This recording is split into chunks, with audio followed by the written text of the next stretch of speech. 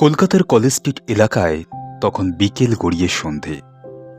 আকাশে ধোঁয়াটে মেঘ, বাতাসে গুমোট অস্বস্তি। সায়ন ঘোষ প্রেসিডেন্সির দ্বিতীয় বর্ষের ইতিহাসের ছাত্র। আজ একটু তাড়াতাড়ি লাইব্রেরি থেকে বেরিয়ে পড়ল। চোখে কালি, গায়ে ক্লান্তি, কিন্তু মনের মধ্যে যেন একটা অদ্ভুত আলোড়ন কাজ করছে কয়েকদিন ধরেই। সবকিছু শুরু হয়েছিল গত সোমবার। সায়ন হঠাৎ তার রুমমেট দীপ্তর খাটের নিচে একটা পুরানো খাতা খুঁজে পায়।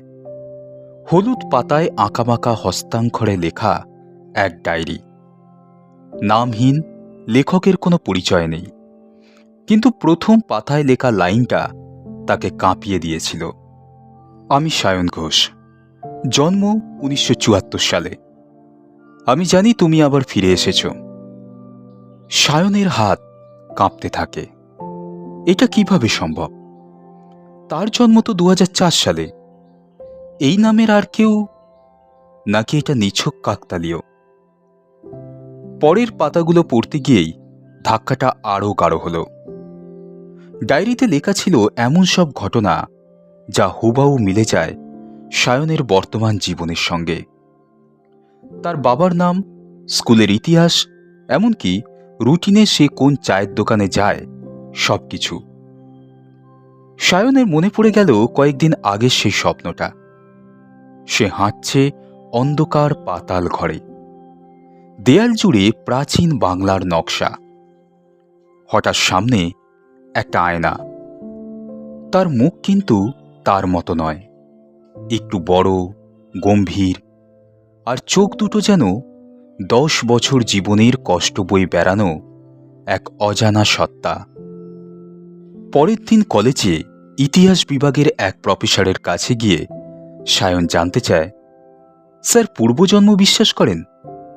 প্রফেসর হেসে বলেন, পূর্বজন্ম নিয়ে গবেষণা করতে হলে দক্ষিণ ভারতের কিছু পুরাতন দলিল পড়তে পারো। তবে সাবধান, সব ইতিহাস শুধু বইয়ে থাকে না, কিছু ইতিহাস শুধু মনে থাকে। এই মনে থাকা কথাটাই সায়নের ভেতর একরাশ অজানা কাঁপুনি এনে দেয়। সে ডায়েরিটা নিয়ে যায় তার প্রিয় ইংরেজি বিভাগের সিনিয়র মেয়েটি ঈশিতার কাছে। ঈশিতা মনোযোগ দিয়ে ডায়েরিটা পড়ে। তার ঠোঁটে চাপা বিস্ময়। তুমি জানো, 1997 সালে প্রেসিডেন্সির এক ছাত্র সায়ন ঘোষ আত্মহত্যা করেছিল লাইব্রেরির ছাদ থেকে ঝাঁপ দিয়ে। সায়নের কণ্ঠ শুকিয়ে যায়। কি বলছো? কোথায় পড়েছ? ঈশিতা বলে, অনলাইনেও নেই, আমার ঠাকুরদার পুরানো নোটিশে পড়েছি। সে সময় গোটা কলেজে রহস্য ছড়িয়ে পড়ে। সে নাকি মৃত্যুর আগে বলেছিল, আমি আবার আসব। এরপর থেকে সায়নের জীবন বদলে যেতে থাকে।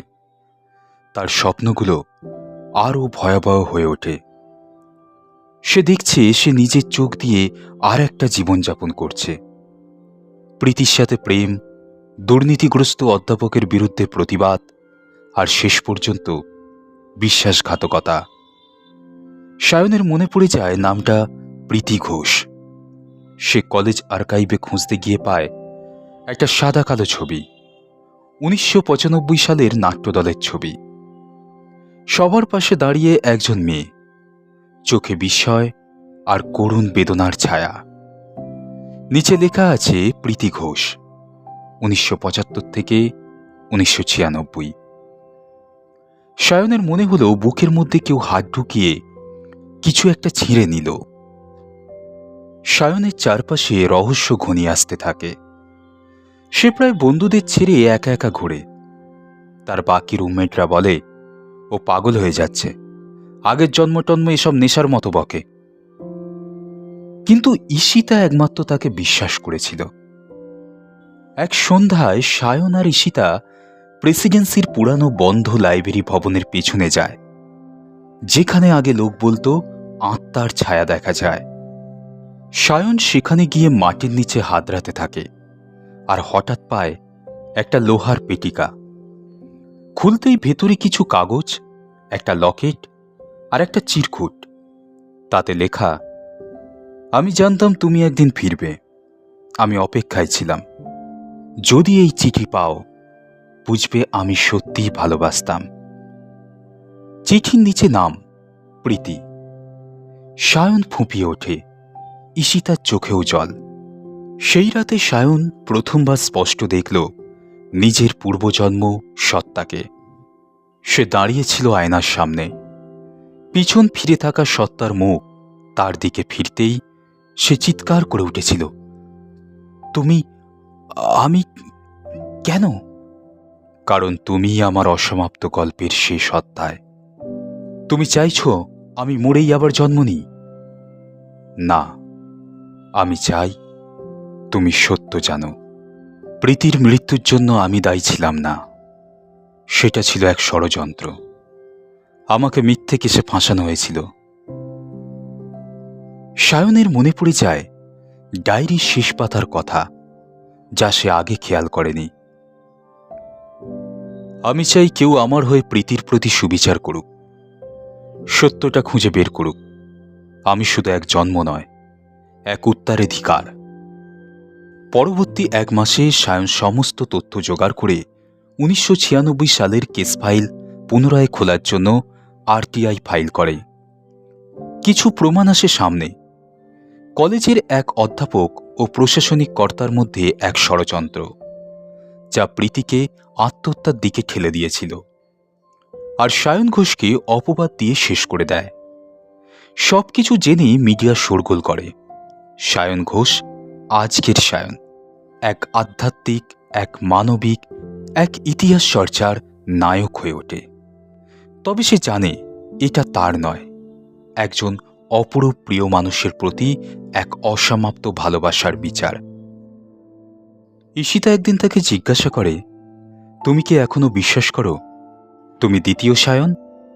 সে হাসে, না, আমি সায়ন ঘোষ, যে আজ প্রথমবার নিজের সত্যিকারের পরিচয় পেয়েছে।